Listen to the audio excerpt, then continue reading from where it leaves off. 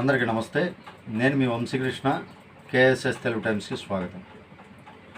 Siemens company ఉత్త bogus, అక్కడ అసలు కంపెనీలే లేవు, డబ్బు షెల్ కంపెనీలకు ముట్టింది అనేటటువంటి ఆరోపణలతోటి చంద్రబాబు నాయుడు గారిని అరెస్ట్ చేయడం జరిగింది. రిమాండ్కి పంపించారు. అవి మొత్తం జరుగుతూనే ఉన్నాయి. సుధాకర్ గారు, సిఐడి చీఫ్ సుధాకర్ గారు, ప్రతి ఒక్కళ్ళు కూడా మాట్లాడుతూనే ఉన్నారు. ప్రెస్ మీట్లో కావచ్చు, ఇవన్నీ కావచ్చు.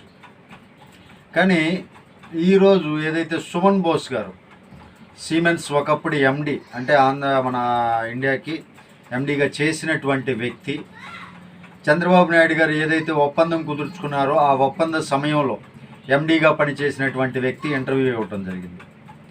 ఆ ఇంటర్వ్యూ యొక్క విశేషాలు ఏంటి ఒక్కసారి ఇప్పుడు ఒక వీడియో ప్లే చేస్తాను, ఆ వీడియో చూడండి.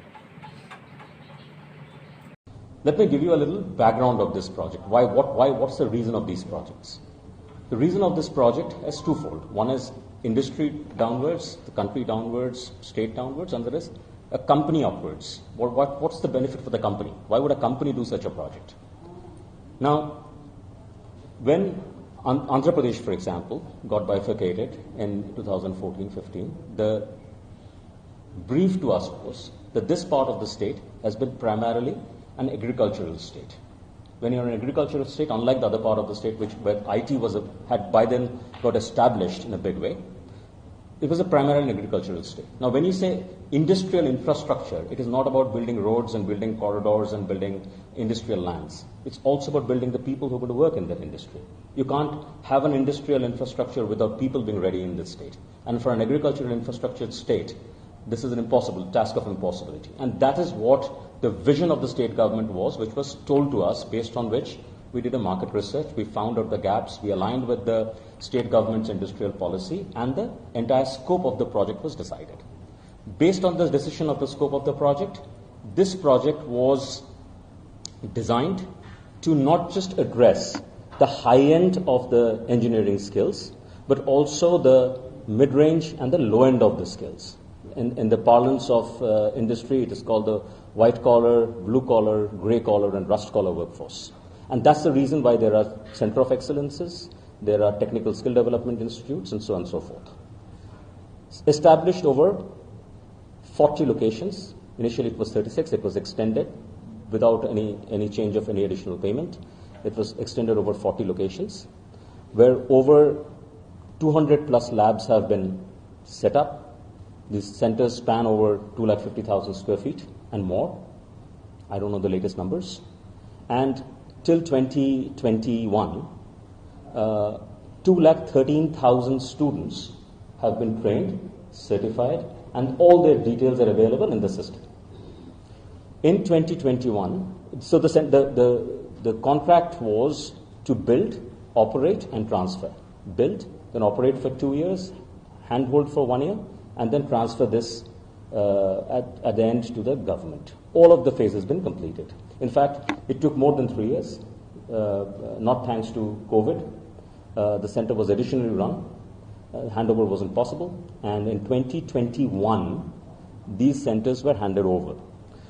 40 booklets for each of these centers with complete stock register, co-signed by Design Tech, who was the system implementation for the project, with APSSDC representing the state government, and with the center head, which is the principal of the college, have been signed and have been handed over to the government. At the end of the successful implementation of this project had received letter of commendation from APSSDC saying, great job done. And I'm talking about 2021. On the same 2021, the others, and this is letter of commendation has come from the managing director of APSSDC, not some officer. I was not in Siemens. This is my after knowledge. 2018 I left. I had no understanding of what was happening.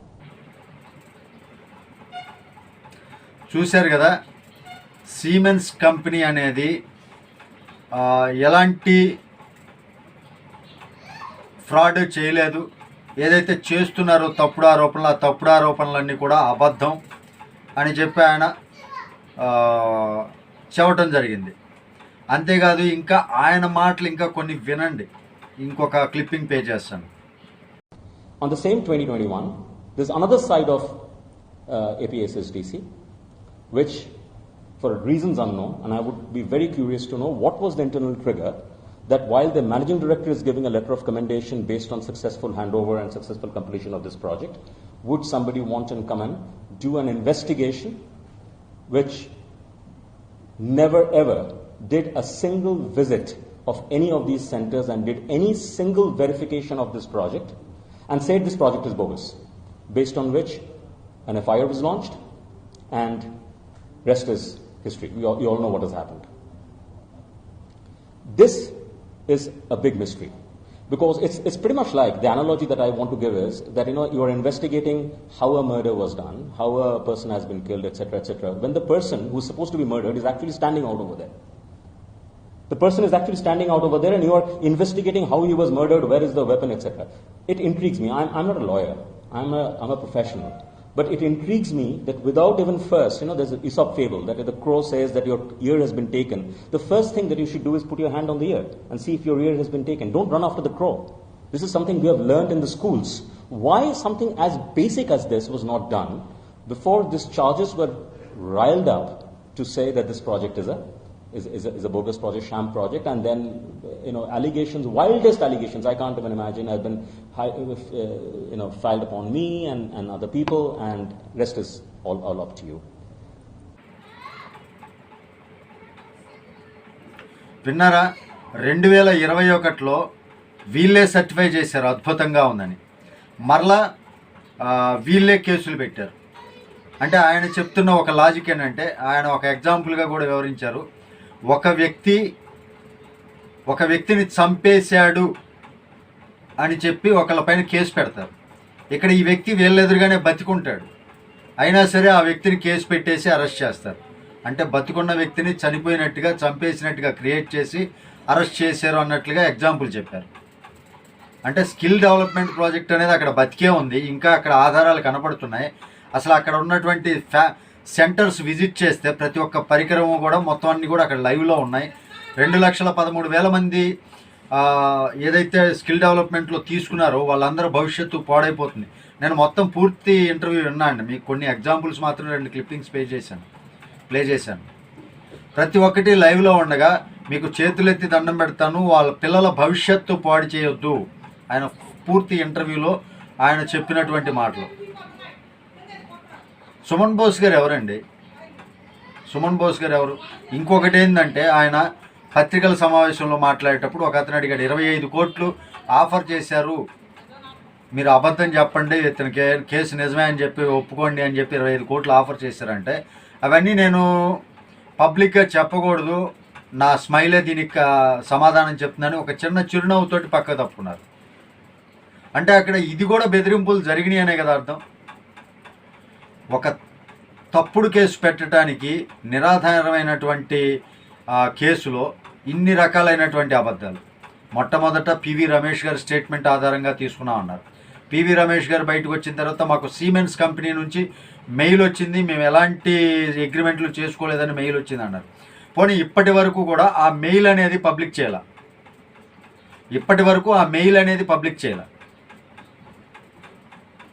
ఇలాంటి సమయంలో క్లియర్గా అర్థమైపోతుంది తప్పుడు case, ఇది ఒక తప్పుడు ఆరోపణ అని. నిజంగా ఏదైనా ఇన్నర్ రింగ్ రోడ్డు విషయంలో కానీ, అమరావతి మైనింగ్ విషయంలో కానీ, ఏదన్నా కానీ అలాంటి వాటిలో ఫ్రాడ్ ఉందనుకోండి, నిజంగా ఫ్రాడ్ ఉంటే అరెస్ట్ చేయండి, ఎవ్వరు కూడా దాన్ని కాదనరు ఫ్రాడ్ చేసి ఉంటే. బట్ ఎక్కడా కూడా ఫ్రాడ్ అనేది లేకుండా ఒక వ్యక్తిని ఈ రకమైనటువంటి దుశ్చర్యలకు పాల్పడటం అంటే ఎంత బాధాకరం అండి. 14 సంవత్సరాలు ముఖ్యమంత్రిగా చేసి 45 సంవత్సరాల రాజకీయ జీవితం, జాతీయ స్థాయి నాయకుడిగా ఎదిగినటువంటి వ్యక్తి ఎన్ఎస్జీ కమాండ్ హౌస్ను పంపించేసి అక్కడ జైల్లో నానా రకాలైనటువంటి టార్చర్లు పెడుతూ ఇన్ని రకాల ఇబ్బందులకు గురి చేస్తారు ఎవరైనా. ఇంకా నేను చాలా నిదానంగా మాట్లాడుతున్నాను, కొంతమంది బూతులు తిడుతున్నారు, మీ రాజకీయం పొరుగు పోతుంది. ఎందుకంటే నెక్స్ట్ ఎలక్షన్లో గెలుస్తారు అన్న హోప్ ఉందేమో మీకు. ఇంతకు ముందు ఉండేది, అరెస్ట్కి ముందు కొద్దిగా గొప్ప మీకు హోప్ మిగిలేది, మీ మాటలను ఎవరైనా వినేవారు. ఎవరైనా సరే, రోజా మీరు మాట్లాడుతున్నారు కదా ఇలా అవినీతిపరుడు అదేదని, సాక్ష్యాలు ఎక్కడ? సిమెంట్స్ కంపెనీ మాజీ ఎండి ఎక్స్ఎండి సుమన్ బోస్ గారు ఇప్పుడు పబ్లిక్గా ఇంటర్వ్యూ ఇచ్చారు ఈరోజు. మరి ఇప్పుడు దీనికి ఏం సమాధానం చెప్తారు? మాట్లాడుతున్నటువంటి కొడాలి నాని కావచ్చు, వల్లభనేని వంశీ కావచ్చు, రోజా కావచ్చు, టపాసులు పేల్చుకుని స్వీట్లు పంచుకున్నటువంటి రోజా, ఏ రకంగా మాట్లాడించుకుంటున్నావు రోజక్క? నువ్వు అక్క, నీకు అంత అవసరమా అక్క? సంపాదించుకున్నావు. ఒకప్పుడు ఇప్పటికీ కూడా కొంతమంది చెప్తూ ఉంటారు నీ పైన ఏది చెక్ బౌన్స్ కేసులు ఉన్నాయి అంతకుముందు అది ఇదండి. అలా బతికిన దానివి ఈ రోజున మరి ఇన్ని కోట్లు, ఈ 13 కార్లు, నీ కొడుకు 1 కోటి 1.5 పెట్టి కారు కొన్నావు మొన్న ఈ మధ్యలో. ఇంత ఆస్తి, అంత బిల్డింగ్లు ఎక్కడి నుంచి వచ్చినాయి? ఎంత ఆస్తి ఏమి దోచుకుంటే వచ్చింది? ఇసుక మాఫియా చేస్తే వచ్చిందా? జనాల దగ్గర లంచాలు తీసుకుంటే వచ్చిందా? కాంట్రాక్టుల పరంగా లంచాలు ఆఫర్ చేసుకుంటే వచ్చిందా? ఇవన్నీ కూడా ఎక్కడికి పోతావు? భూమి గుండ్రంగా ఉంటుంది కదా. ఇప్పుడు ఇక్కడున్న భూమి కాలక్రమేణా ఇలా తిరిగేసి మళ్ళీ వస్తుంది. భూమి ఒకే చోట ఆగదు కదా. మళ్ళీ మీ వైపు తిరిగినప్పుడు ఇంకెందుకు ఇంకొక 6 నెలలు 8 నెలలు వెయిట్ చేస్తే మీరంతా కూడా ఎక్కడ ఉంటారు? ఒక వ్యక్తి అరెస్ట్ అయినప్పుడు అతని వయసుకైనా సరే గౌరవం ఇచ్చి, అది తప్పుడు కేసు అయితే అని మీకు తెలిసి కూడా ఈ రకమైనటువంటి హంగామాలు చేస్తూ సోషల్ మీడియాలో మీ చరిత్రల్ని బట్టబయలు చేసుకుంటూ ఇప్పుడేం చెప్తారు? సిమెన్స్ కంపెనీ ఎండి వచ్చి అక్కడ అవినీతి జరగలేదు, అక్కడ ఏదైతే 2,13,000 మంది విద్యార్థులకి ట్రైనింగ్ ప్రోగ్రామ్ జరిగిందో ఆ ట్రైనింగ్ ప్రోగ్రామ్ వాస్తవం, వాళ్ళందరూ సర్టిఫికెట్లు పొంది ఎక్కడెక్కడో జాబ్స్ చేసుకుంటున్నారు. ఇప్పుడు కానీ ఈ పరిస్థితులు కానీ ఆ కంపెనీలకు తెలిస్తే వాళ్ళ భవిష్యత్తు పాడైపోతుంది. ఎందుకంటే మీరు ట్రైనింగ్ తీసుకున్నటువంటి కంపెనీలు అబద్ధం అంటా కదా, దొంగ సర్టిఫికెట్లు తెచ్చారని చెప్పి వాళ్ళ భవిష్యత్తు పాడైపోతుంది. దయచేసి మీకు దండం పెడతాను, అలాంటి తప్పుడు పనులు చేయకండి.